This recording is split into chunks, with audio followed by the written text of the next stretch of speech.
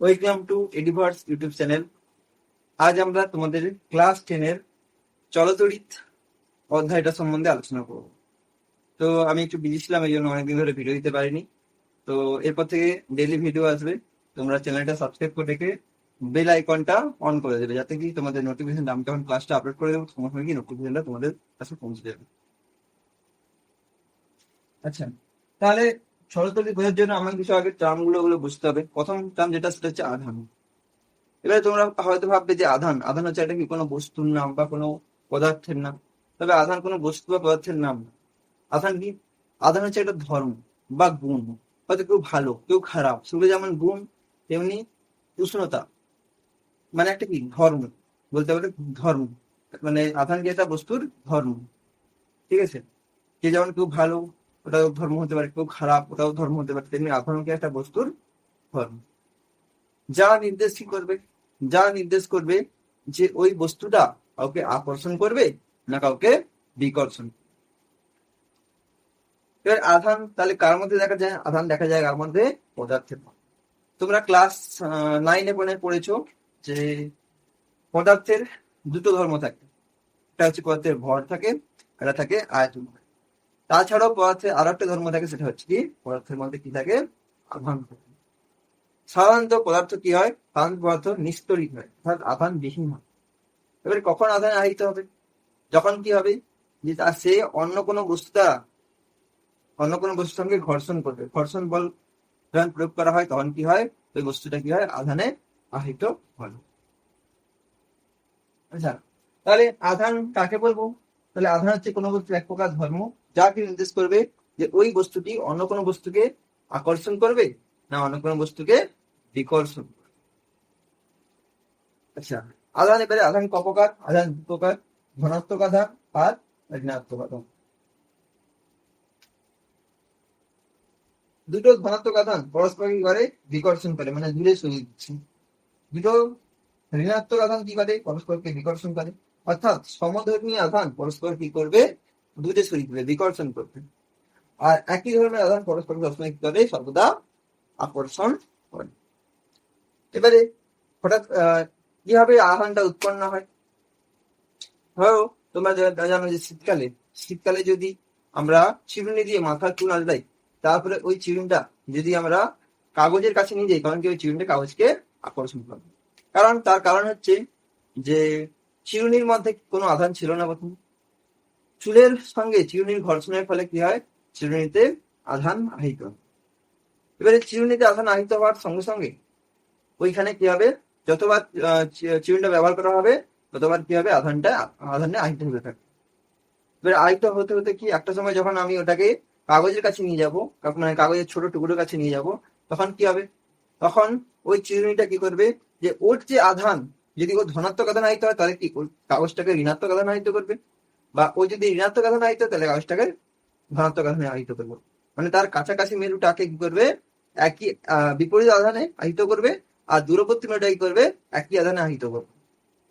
তার ফলে কি হয়? আমরা জানি কি, আমরা একটু আগে বললাম কি, প্লাস মাইনাস কি করে? আকর্ষণ করে। তাহলে যদি বিপরীত মেরু হয় তাহলে কি হবে? পরস্পরকে আকর্ষণ করবে। তাহলে আধানের কাজটা হচ্ছে কি, যে ওটা কোনো বস্তুর মধ্যে বা কোনো পদার্থের মধ্যে উপস্থিত থেকে এটা দেখায় যে ওই বস্তুটা অন্য কোনো বস্তুকে আকর্ষণ করবে না অন্য কোনো বস্তুকে বিকর্ষিত করবে। আচ্ছা, এবারে আধানের দুটো একক হয়, এসআই একক আর সিজিএস একক। তাহলে এসআই পদ্ধতিতে আধানের একক কি বলা হয়? কুলম্ব বলা হয়, কুলম্ব বা কুলম্ব বলতে পারো। আর সিজিএস পদ্ধতিতে একক কি হবে? ইএসইউ আধান, ইএসইউ আধান বা স্ট্যাট কুলম্ব। তাহলে এসআই পদ্ধতিতে কুলম্ব আধানের একক কি হয়? কুলম্ব। আর সিজিএস পদ্ধতিতে আধানের একক কি হয়? Stat coulomb. আচ্ছা, আধানকে আমরা কি দিয়ে ডিনোট করি? আধানকে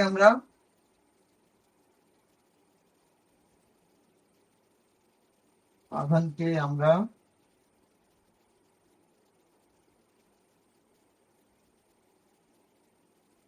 বড় হাতের কিউ বা ছোট হাতের কিউ যা ব্যবহার করতে পারো, দ্বারা চিহ্নিত হইল। তাহলে আধানকে আমরা বড় হাতের কিউ বা ছোট হাতের কিউ দ্বারা চিহ্নিত করতে পারি। এবারে আধানের মাত্রা কি হবে তাকে জেনে নেই। আধানের রাশিমালাটা কি হবে। আধান সমান কি হয়, আধান সমান হচ্ছে, আধানকে তাহলে আমরা কিউ দিয়ে লেখা হয়। তাহলে আধান তো আধান নেগেটিভ কিউ সমান কি হয়, প্রবাহ মাত্রা, প্রবাহ মাত্রা। প্রবাহ মাত্রা মানে কি, যে কোনো পরিবাহীর মধ্যে দিয়ে একক সময় কতটা পরিমাণ তড়িৎ প্রবাহিত হতে পারছে। মানে কোনো পরিবাহী তারের মধ্যে দিয়ে একক সময় যতটা পরিমাণ তড়িৎ পরিবাহিত হতে পারবে ওটাই হচ্ছে তার প্রবাহ মাত্রা। ঠিক আছে, আমরা কি দিয়ে লিখি, আই ইন্টু কি সময়, টাইম। তাহলে এখান থেকে আমি জানতে পারছি কি, আধান কিউ সমান কি, আই কিউ, কিউ সমান কি, আই। এবার তোমরা জানো প্রবাহ মাত্রার মাত্রা, তোমরা ক্লাস 9 এ পড়ছো প্রবাহ মাত্রার মাত্রা কত কি হয়,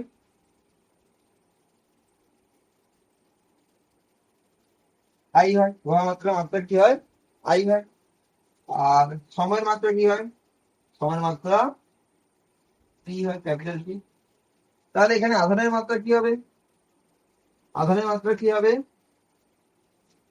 প্রবাহ মাত্রার মাত্রা ইন্টু সময়ের মাত্রা।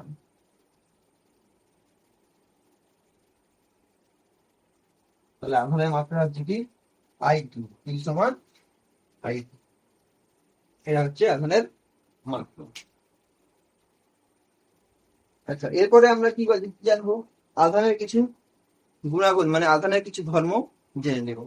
ঠিক আছে, তাহলে আমি বোর্ডটা মুছি। আচ্ছা, এরপরে আমরা দেখে নেবো কি আধানের ধর্ম।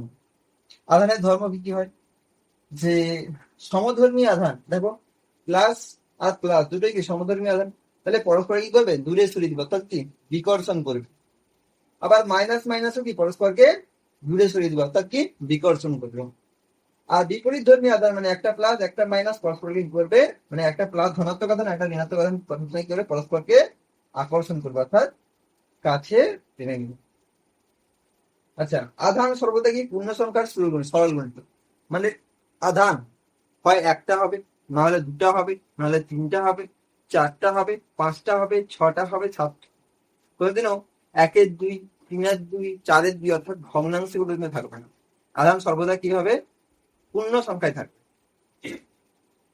4 নম্বর কি, আধান হচ্ছে কিউ সমান কি এনি, আধান কিউ সমান কি, তাহলে এখানে কিউটা কি, এখানে কি হচ্ছে, কিউ হচ্ছে আধান,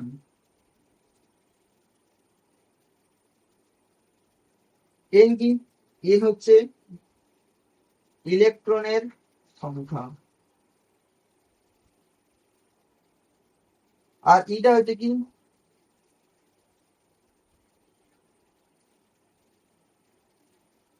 ইলেকট্রনের আধান, এটা হচ্ছে ইলেকট্রনের। আচ্ছা, তাহলে কিউ সমান কি হয় এনি, আর এখানে এটা কি, এটা হচ্ছে ইলেকট্রনের আধান যার মান কত হয় 1.6 ইন্টু 10⁻⁻19 কুলম্ব। আচ্ছা, মনে রাখবে ধনাত্মক আধান মানে কি বেশিরভাগ সময় কি হয়, যে প্রোটনের আধান, আর ঋণাত্মক মানে কি ইলেকট্রনের আধান। আচ্ছা, এবারে তোমার নিউক্লিয়াস তোমরা জানো, এই নিউক্লিয়াসের মধ্যে কি, যে ধনাত্মক আধান মানে প্রোটন কি থাকে, এই নিউক্লিয় বল দ্বারা প্রোটন বা নিউট্রনের মধ্যে নিউক্লিয় বল কাজ করে, তার মধ্যে একটা আবদ্ধ অবস্থায় থাকে। তাহলে কোনোদিনও কোনো মৌলের নিউক্লিয়াস থেকে প্রোটনকে বার করানো সম্ভব হয়নি। ব্যতিক্রম কি হবে, যে তেজস্ক্রিয় পদার্থগুলো সেগুলো বাদ দিয়ে বাকিগুলোতে সম্ভব হয়। কিন্তু পরমাণুর বাইরে যে কক্ষপথগুলোতে ইলেকট্রনগুলো থাকে এই ইলেকট্রনগুলোকে বার করানো সম্ভব হয়। তাই ইলেকট্রনগুলোকে কমিয়ে বা বাড়িয়ে কি করে আধানের পরিবর্তন করা যায়। আচ্ছা, এবারে তোমরা ক্লাস 9 এ পড়েছো যে ইলেকট্রনের আধান কত হয় 1.6 × 10⁻⁹ কুলম্ব। এটা হচ্ছে ধনাত্মক, সরি ঋণাত্মক। আর প্রোটনের আধান কত হয় ধনাত্মক মানে প্লাস 1.6 × 10⁻⁹ কুলম্ব।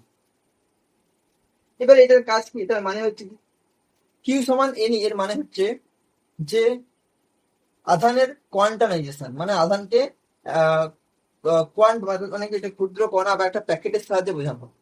প্যাকেট মানে কি, ধরো তুমি কোথাও বই কিনতে গেছো, এবারে বই কিনতে গেছো যে আজকে আমি চলতরিৎটা কমপ্লিট করে নিয়েছি, তা চলতরিতে আমি ম্যাথগুলো প্র্যাকটিস করবো, এই জন্য আমি প্রশ্নবিদটা আনতে গেছি।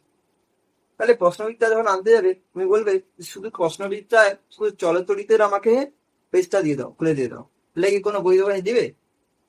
তাহলে ওটা বই দোকানে দিবে না। তার মানে কি করতে হবে, তোমাকে তোমাকে পুরো বইটাকেই কিনতে হবে।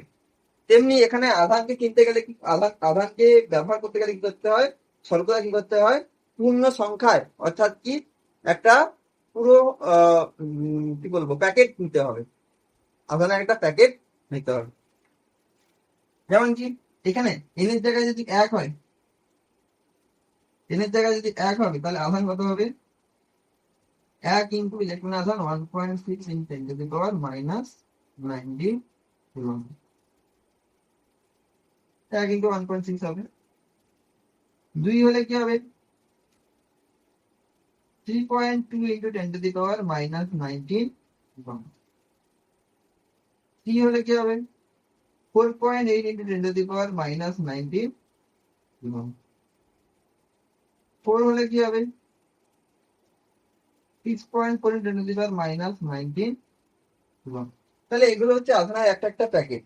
তাহলে সব থেকে কম আধান কত নেওয়া যায়, 1.6 10⁻⁻19 কুলম্ব। এর মানে কি এন সমান কত, 1, এর জায়গায় কত বসেছি এখানে 1, মানে সব থেকে কম আধানের মান কত হয়, 1.6 ইন 10⁻⁻19 কুলম্ব। এর থেকে কম আধান হয় না, এর থেকে বেশি 1,00,000 1,00,00,000 হতে পারে, কিন্তু ওটা কোনো দশমিক সংখ্যায় বা ভগ্নাংশে হবে না, সবসময় সর্বদা কি হবে, পূর্ণ সংখ্যায় আধানটাকে প্রকাশ করতে হবে। আচ্ছা, এর মাঝে যদি আমি বলি যে 3.2 আর 4.2 এর মধ্যে এর মাঝে একটা আধান নিয়ে নেবো 4 ইন্টু 10⁻⁻19 কুলম্ব, এটা কি নেওয়া যাবে? না, এটাও নেওয়া যাবে না। কারণ আধান সর্বদা কি হবে, ইলেকট্রনের ইলেকট্রনের আধানের পূর্ণ সংখ্যার সমানুপাতিক। ইলেকট্রনের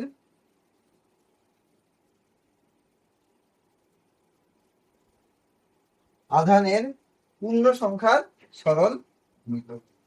তাই মানে 1.6 এর সঙ্গে 1 2 3 4 5 6 গুণ করে করে 10⁻⁻19 বসিয়ে দিলে কি হয়ে যাবে, যে আধানের মানটা বের হবে।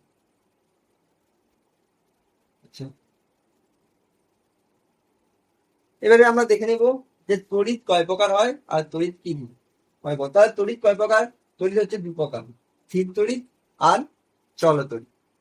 এবারে স্থির তড়িৎ জিনিসটা কি, স্থির তড়িৎ মানে হচ্ছে যে তড়িৎটা যেখানে সৃষ্টি হবে ওইখানেই কাজ করবে, তার বাইরে কিন্তু এই তড়িৎটা কাজ করবে না। তাহলে যদি কোনো তড়িৎ যেখানে সৃষ্টি হয় সেখানেই কাজ করে, তার আধানগুলো সেখানেই কাজ করে, তার বাইরে যদি কাজ করতে না পারে, তখন তাকে কি বলা হবে, স্থির তড়িৎ। মানে কি, মানে যদি শীতকালে যদি মশারির সঙ্গে যদি তুলো বা পশম যদি খসা হয়, তাহলে সেখানে কি হবে, দেখবে স্ফুলিঙ্গ সৃষ্টি হয়। তাহলে আপনাকে সেখানেও আধানের সৃষ্টি হচ্ছে। বা কোনো লোক যদি কোনো কার্পেটের উপর দিয়ে হাঁটে এবং সে যদি হেঁটে গিয়ে যায় এবং সে যদি অন্য কোনো ব্যক্তিকে ছোঁয়ে, তাহলে কি হয়, সেখানে ওই ব্যক্তিটা কি খায়, যে শক খায়। এটা কেন খায়, কারণ কি কার্পেটের সঙ্গে যে ব্যক্তিটির পায়ের ঘর্ষণের ফলে কি উৎপন্ন হয়, ব্যক্তিটির শরীরে আধান সঞ্চিত হয়। আর আধান সঞ্চিত হলে কি হবে, সে যখন অন্য কোনো ব্যক্তিকে গিয়ে স্পর্শ করবে, তখন ওই আধানটা ওই ব্যক্তির দেহে চলে যাবে। এই জন্য কি হবে, সেখানে আধানে আহিত হয়ে ও কি শক খেতে পারে। তাহলে বা যেটা আমি বলছিলাম তখন একটু আগে বলছিলাম, যেটা যে চিরুনি দিয়ে যদি মাথা চুল আঁচড়ানো হয়, তার ফলে যে চিরুনিতে যে আধানটা আহিত হয়, সেটাও কি একটা স্থির তড়িৎ। তাহলে এটা এখানে স্থির তড়িৎ সম্বন্ধে কোনো আলোচনা এতটা নেই, ওটা তোমরা ক্লাস 8-এ পড়ে এসছো। তো এখানে আমরা আলোচনা করবো কি নিয়ে, চলতড়িৎ নিয়ে। আচ্ছা, চলতড়িৎ হচ্ছে কি স্থির তড়িৎটির বিপরীত। এর মানে হচ্ছে কি, এই তড়িৎ কি হবে, যেখানে উৎপন্ন হবে সেখানেও কাজ করবে, তার সঙ্গে সঙ্গে কি, যে অন্য স্থানেও কাজ করবে, এখানে উৎপত্তি স্থল বাদেও অন্য স্থানেও এই তড়িৎটা কাজ করবে।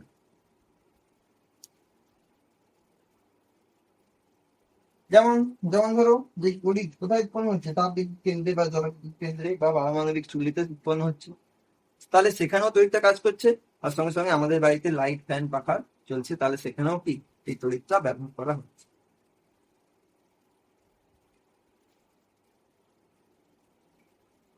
আচ্ছা, তাহলে স্থির তড়িৎ আর চল তড়িতের সংজ্ঞাটা তোমরা খাতায় লিখে নিতে পারো বা বই থেকে পড়ে নিতে পারো। আমি বলেও দিচ্ছি যে স্থির তড়িৎ কাকে বলবো, যে কোনো তড়িৎ শুধুমাত্র উৎপত্তি স্থলে কাজ করলে তার বাইরে কাজ যদি না করে তখন তাকে বলা হবে স্থির তড়িৎ। আর চল তড়িৎ কাকে বলবো, কোনো তড়িৎ উৎপত্তি স্থলে এবং অন্য স্থানেও যদি কাজ করে তখন তাকে কি বলা হবে, চল তড়িৎ।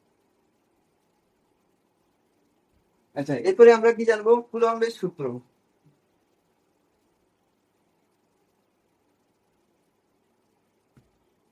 আচ্ছা, এখান থেকে কিছু ডাটা আমি বলে দিচ্ছি, তোমরা খাতায় নোট করে রাখতে পারো।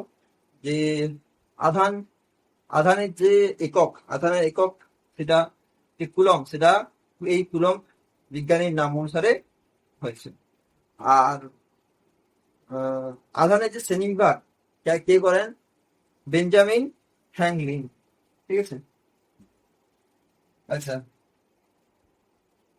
তাহলে কুলম্বের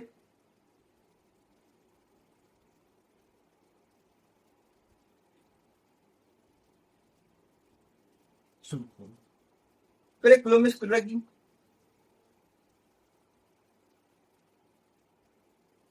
কুলম্ব কি বলেছে, যে দুটো স্থির বিন্দু আধান, মানে দুটো আধান কি হবে, স্থির থাকতে হবে, তার সঙ্গে কি হবে, বিন্দু আধান হতে হবে। ধরো একটা প্লাস আধান, একটা মাইনাস আধান, তাহলে আমরা জানি কি প্লাস মাইনাস পরস্পর কি করে, বিকর্ষণ করে, অর্থাৎ দূরে সরিয়ে দেয়। তাহলে এর মধ্যে নিশ্চয়ই একটা বল কাজ করবে, এর মধ্যে একটা বল কাজ করবে।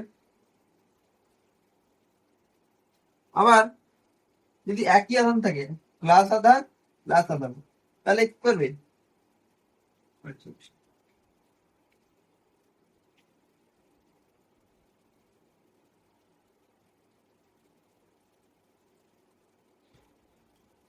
কুলম্ব কি বলেছিলেন, তিনি বলেছিলেন দুটি যদি স্থির বিন্দু আধান নেওয়া হয়, দুটি স্থির বিন্দু আধান নেওয়া হয়, তার মধ্যে ধরো একটা আধান কি Q1, একটা আধান, আর একটা আধানও কি Q2, তাহলে দুটোই কি সমধর্মী আধান। এবারে আমরা জানি কি সমধর্মী আধান কি করে, পরস্পরকে বিকর্ষণ করে, অর্থাৎ দূরে সরিয়ে দেয়। তাহলে এখানেও আধান দুটো কি করবে, পরস্পরকে বিকর্ষণ করবে, অর্থাৎ দূরে সরিয়ে দিবে। তার মানে বিকর্ষণ করার জন্য এর মধ্যে একটা কোনো ক্রিয়াশীল বল কাজ করবে, যে কি করবে, একে পরস্পরের থেকে দূরে সরিয়ে দিবে। আবার যদি যদি একই আধান না এনে যদি বিপরীত আধান নিয়ে আসি, তাহলে কি হবে, পরস্পরকে আকর্ষণ করবে। তাহলে সেই জন্য কি আকর্ষণের একটা বল কাজ করতে পারে। তাহলে আকর্ষণ বা বিকর্ষণ করার জন্য কি একটা বলের প্রয়োজন।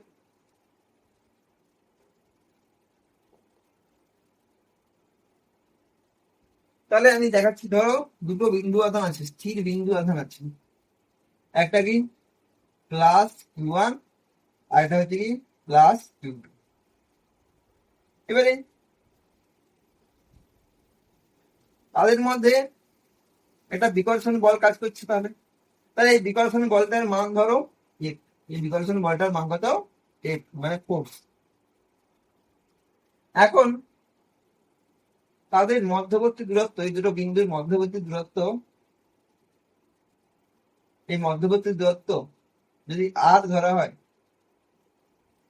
আর ধরা হয়, তাহলে কুলম্ব কি বলেছেন, তিনি বলেছেন কি, যে ওই দুটো আধানের মধ্যে ক্রিয়াশীল আকর্ষণ বল বা বিকর্ষণ বল, অর্থাৎ F ভ্যারিজ কি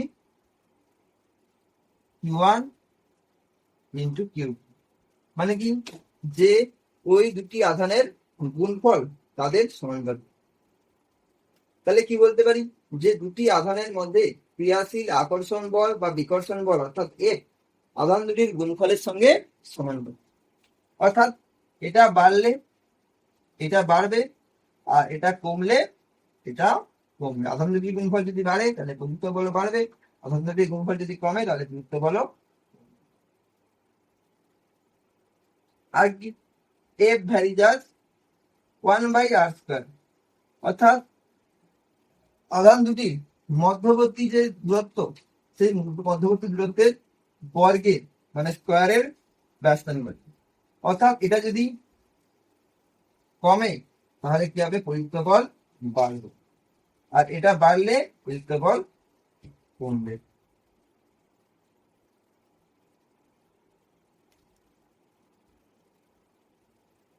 তাহলে এখান থেকে কুলম্ব কি বলেছিলেন, যে দুটি স্থির বিন্দু আধানের মধ্যে ক্রিয়াশীল আকর্ষণ বা বিকর্ষণ বল আধান দুটির গুণফলের সঙ্গে সমানুপাতিক এবং তাদের মধ্যবর্তী দূরত্বের বর্গের ব্যস্তানুপাতিক।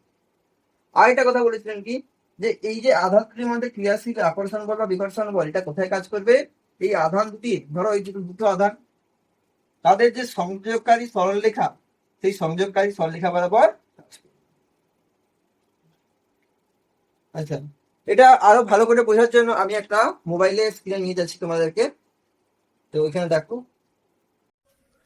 এই মডেলটার সাহায্যে আমরা কুলম্বের সূত্রটাকে আরো ভালোভাবে বুঝতে পারবো।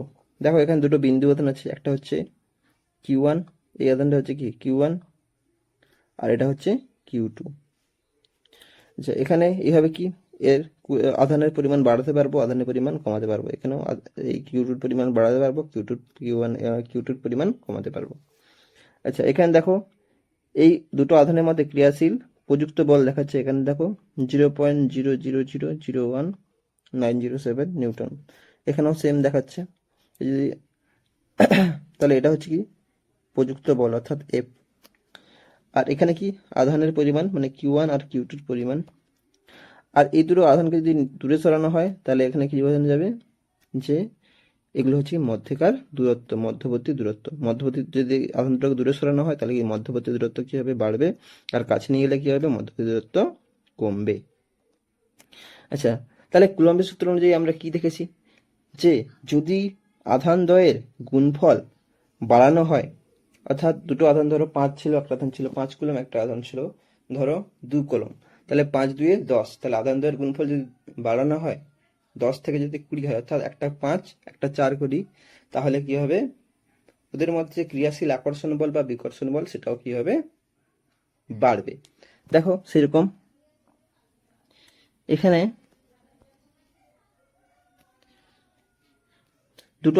দুটো আধানের মধ্যে যদি আধানের পরিমাণ বাড়াই, দেখো আধানের পরিমাণ বাড়াতে কি হচ্ছে, যে ওদের মধ্যে ক্রিয়াশীল আকর্ষণ বল বা বিকর্ষণ বল কি হচ্ছে, বাড়ছে। এখানেও যদি আধানের পরিমাণ বাড়াই, দেখো ক্রিয়াশীল আকর্ষণ বল বা বিকর্ষণ বলটা দুটোই কিন্তু বাড়ছে। একইভাবে যদি আধানকে যদি কমানো হয় তাহলে কি হবে, ক্রিয়াশীল আকর্ষণ বল বা বিকর্ষণ বল কি হবে, কমবে। আরেকটা জিনিস কি ছিল, যে যদি আধান দুটির মধ্যেকার দূরত্ব যদি বাড়ানো হয় তাহলে প্রযুক্ত বল অর্থাৎ আকর্ষণ বল বা বিকর্ষণ বল কি হয়, কমে। অর্থাৎ উল্টো, মানে এদের মধ্যেকার দূরত্ব যদি বাড়ানো হয় তাহলে দেখো এদের মধ্যে আকর্ষণ বল বা বিকর্ষণ বল কি হয়ে যাচ্ছে, কমে যাচ্ছে। আবার এদের দুটো আধানকে যদি কাছে নিয়ে আসা হয় তাহলে কি হবে, তাহলে তাহলে দেখো আধান দুটির মধ্যে এই যে ক্রিয়াশীল আকর্ষণ বল বা বিকর্ষণ বল সেটা কি হচ্ছে, বেড়ে যাচ্ছে। দেখো বেড়ে গেছে। দেখো কাছে দূরে নিয়ে গেলে কি হবে, কমে যাবে, কাছে নিয়ে গেলে কি হবে, বেড়ে যাবে। তাহলে এই দুটোর সাহায্যে আমরা কুলম্বের সূত্র বুঝতে পারলাম।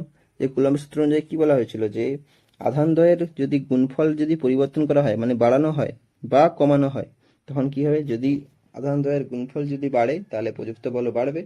এখানে সেটাই হচ্ছে, আধান দ্বয়ের গুণফল যদি বাড়ে দেখো প্রযুক্ত বলের পরিমাণও বাড়ছে। আর আধান দ্বয়ের গুণফল যদি কমে তাহলে কি হবে, প্রযুক্ত বলও কমে যাচ্ছে। আর কি, যে ওদের মধ্যবর্তী দূরত্ব যেমন কে যদি মধ্যবর্তী দূরত্ব যদি বাড়ানো হয় তাহলে দেখো আধানের পরিমাণ উল্টো হচ্ছে, মানে কমে যাচ্ছে, ব্যস্ত সম্পর্ক। আর মধ্যবর্তী দূরত্ব যদি কমানো হয় তাহলে কি হবে, দ্বয়ের যে মধ্যে যে ক্রিয়াশীল আকর্ষণ বল বা বিকর্ষণ বলটা কি হচ্ছে, বেড়ে যাচ্ছে। তাহলে এর সাহায্যে আমরা বুঝতে পারছি যে কুলম্বের সূত্র অনুযায়ী দুটি স্থির বিন্দু আধানের মধ্যে ক্রিয়াশীল আকর্ষণ বল বা বিকর্ষণ বল এটা কি হয়, তাদের আধান দুটির গুণফলের সঙ্গে সমানুপাতিক এবং তাদের মধ্যেকার দূরত্বের বর্গের ব্যস্তানুপাতিক। আশা করি মোবাইল স্ক্রিন থেকে বুঝতে পেরেছো জিনিসটা।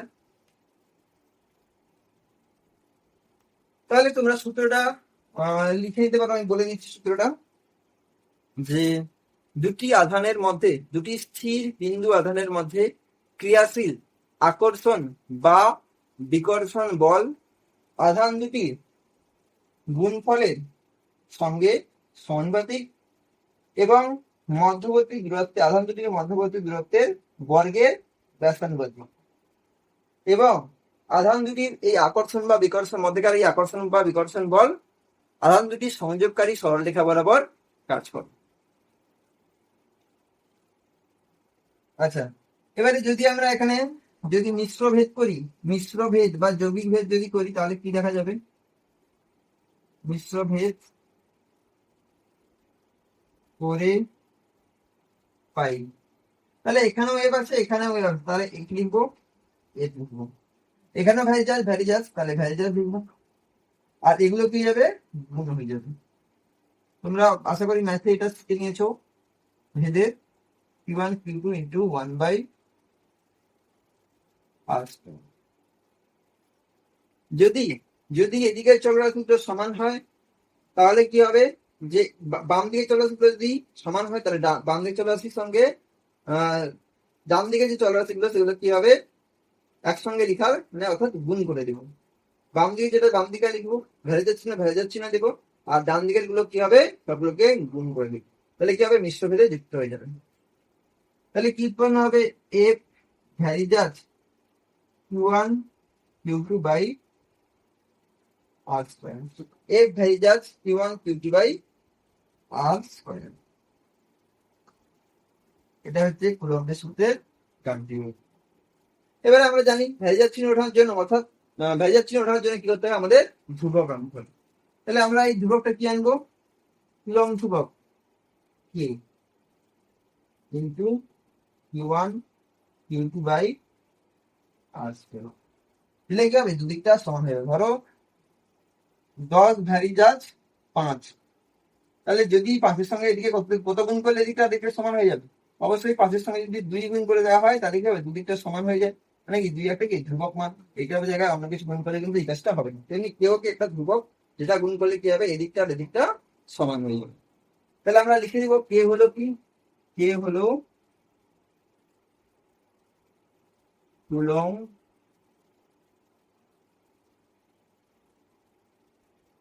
ধ্রুবক। তাহলে তোমরা কিন্তু এখানে ব্যাখ্যা করে উপরে লিখবে যে ধরি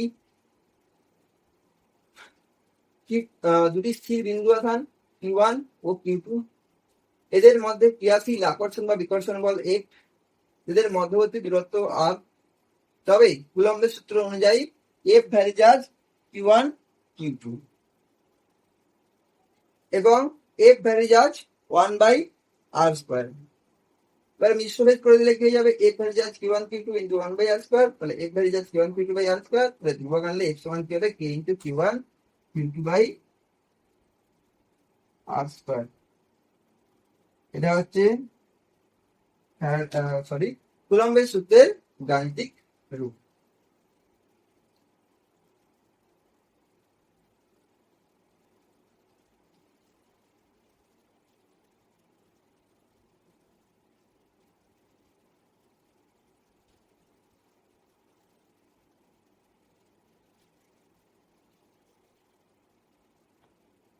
আচ্ছা, এবার এই যে কে কুলম্ব ধ্রুবকের মান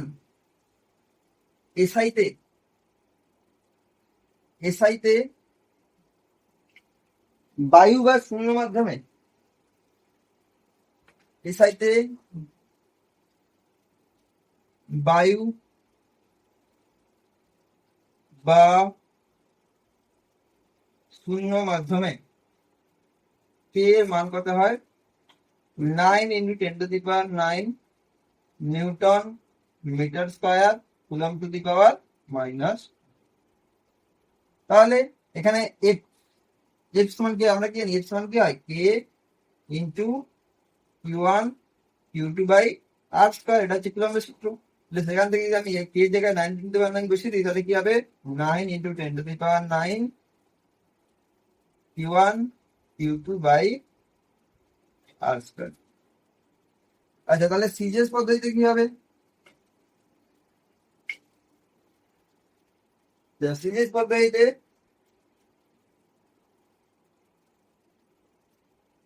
বায়ু বা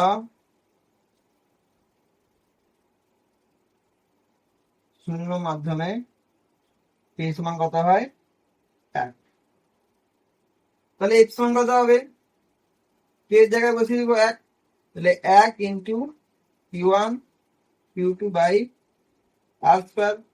তাহলে এক্স সমান কত হবে Q1 Q2 by R square. এটা হচ্ছে কুলম্ব ধ্রুবকের, আচ্ছা সরি, কুলম্ব ধ্রুবকের মান বসানোর পর রাশি হলো।